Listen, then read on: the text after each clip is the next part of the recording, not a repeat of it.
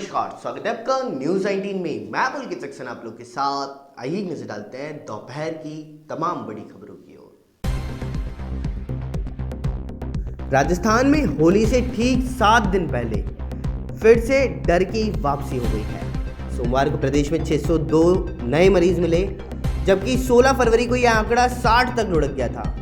चिंता की बात तो इसलिए है क्योंकि दूसरी लहर की रफ्तार पहली लहर के मुकाबले 3 गुना तेज है।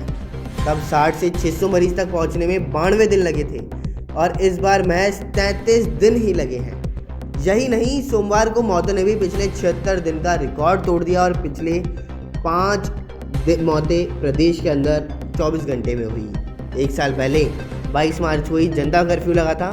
लोगों ने पीएम के आह्वान पर ताली थाली बजा करके कोरोना को भगाने का संदेश दिया था, मगर किसी को क्या पता था कि अगले साल कोरोना फिर ताल ठोकने लगेगा।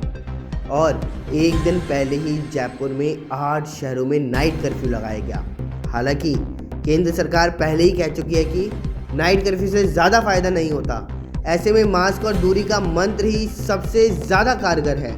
और सोमवार को कोरोना की 29 जिलों तक पहुंचने की खबर सामने आई है। चूरू, धौलपुर, जैसलमेर और जालोर में कोई भी मरीज सामने नहीं आया।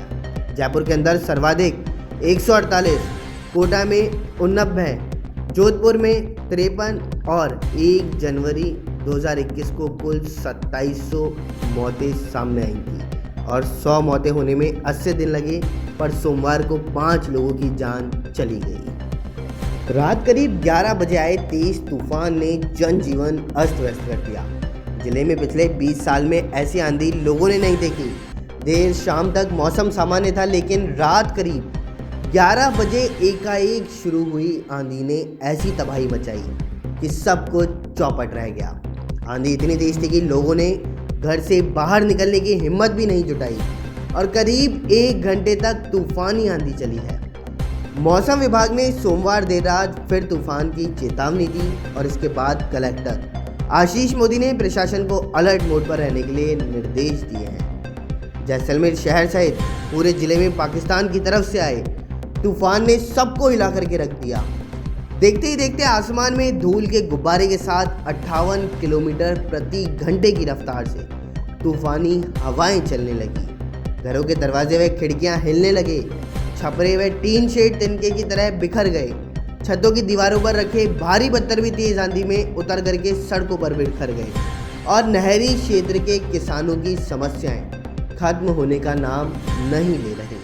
नहरी क्षेत्र में पहले पानी की कमी से फसलें जल चुकी थी और अब आंधी के कहर ने समूची फसलों को चौपट कर किसानों के मुंह आया निवाला छीन लिया है। नहरी क्षेत्र में बीती रात आई तूफानी आंधी ने नहरी क्षेत्र में खड़ी व काट कर रखी गई फसलों पर जमकर के कहर बरपाया है, तो काट कर रखी गई फसल दूर दूर तक मुरब्बे में बिखर गई और तूफानी आंधी ने चंद पलों में किसानों के पूरे साल की मेहनत पर पानी फेर दिया। किसान आंदोलन के मुद्दे पर सियासत लगातार गरमाई हुई है। भारतीय किसान यूनियन के प्रवक्ता राकेश टिकैत की मंगलवार को राजधानी जयपुर के विद्याधर नगर स्टेडियम में किसान महापंचायत रखी गई है। किसान महापंचायत में बड़ी तादाद में भीड़ जुटाने की तैयारी भी चल रही है और राज्य में 3 सीटों पर उपचुनाव की घोषणा के बाद राकेश टिकैत की राजधानी में हो रही पहली महापंचायत के सियासी मायने। टिकैत आज महापंचायत में 3 सीटों पर उपचुनाव को लेकर के भी घोषणा करेंगे और उसके ग्राउंड पर सियासी समीकरण जरूर प्रभावित हैं। तो वहीं महापंचायत के मंच से उपचुनाव को लेकर के जो भी ऐलान होगा उस पर सबकी निगाहें टिकी हुई रहेंगी। कांग्रेस को टिकैत की सभाओं में खुद का सियासी फायदा भी दिख रहा है और टिकैत जहां भी जा रहे हैं हर सभा में भाजपा को हराने की बात कर रहे हैं। कांग्रेस को इसमें खुद का फायदा दिख रहा है। उपचुनाव वाली तीनों सीटों पर कांग्रेस और भाजपा के बीच कड़ा मुकाबला है। टिकैत के मन से भाजपा विरोधी जो भी ऐलान होगा कांग्रेस उसमें अपना सियासी फायदा देखेगी। अगर तीसरा मोर्चा अपना उम्मीदवार उतारता है तो ऐसी दशा में कांग्रेस के समीकरण गड़बड़ा जाएंगे, लेकिन फिलहाल इसकी संभावना नहीं है। कांग्रेस में नेताओं की आपसी खींचतान और धड़ेबंदी की वजह से राजनीतिक नियुक्तियों के इंतजार में बैठे 40,000 से ज़्यादा कार्यकर्ताओं का इंतजार लंबा होता जा रहा है। कांग्रेस के प्रदेश प्रभारी अजय माकन 3 महीने में 3 बार राजनीतिक नियुक्तियों की तारीखें बता चुके हैं, लेकिन उनकी दी गई डेडलाइन पर अभी तक नियुक्तियां नहीं हुई हैं। माकन ने अब 3 विधानसभा सीटों पर उपचुनाव के बाद में राजनीतिक नियुक्तियां करने की बात कही। सरकार बनने के बाद से ही जिला और ब्लॉक स्तर पर कई तरह की समितियों में सदस्यों के पद खाली पड़े हैं। एक मोटे अनुमान के अनुसार यह संख्या 40,000 के आसपास है। जिला और ब्लॉक स्तर की इन छोटी राजनीतिक नियुक्तियों के लिए कई बार प्रक्रिया पूरी हो चुकी है, लेकिन अब तक नियुक्तियां नहीं हो पाई। कांग्रेस के स्थानीय स्तर के कार्यकर्ताओं को इन नियुक्तियों में मौका मिलना है, जो बूथ स्तर पर पार्टी के लिए या विधायकों के लिए चुनाव में काम करते हैं।